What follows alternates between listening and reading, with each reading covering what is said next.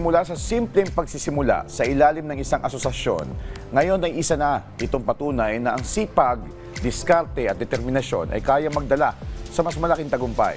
Alamin natin ang kwento ng isang car wash and auto detailing business owner na si Lucky J. Seguancia dito sa Negosyo Tayo.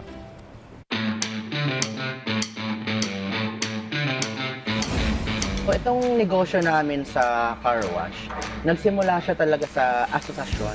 So, we are under SLP Association na itinatag namin sa samahan. Services namin, auto detailing, car wash, motor wash, product namin sa mga car shampoo, tire block, car wax and degreaser, kami rin po yung gumagawa. Natetest muna namin bago namin ipagamit sa mga customers. Ito kasi ito yung passion eh. Ito yung nag-drive ng passion personally rin sa akin na ma-share yung talent.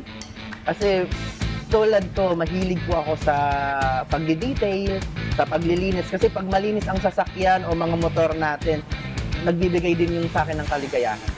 Pero sa pagiging strict at the same time yung magkaroon ng maayos na proseso kasi isa sa challenges namin yung mga dumi na mahirap matanggal, anong solution ang pwede namin gamitin na hindi kami masisira sa isang customer.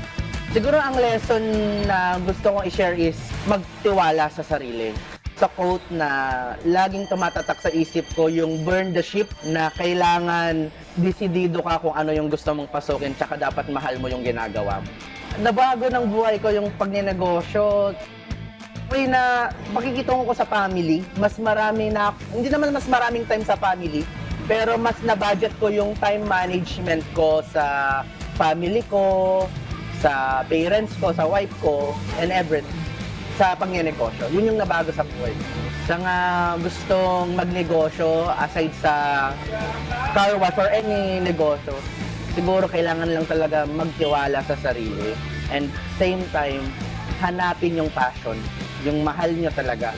Kasi kahit mapagod kayo, kahit puro failure yung darating or struggle, hindi pa rin kayo sutuko kung love nyo.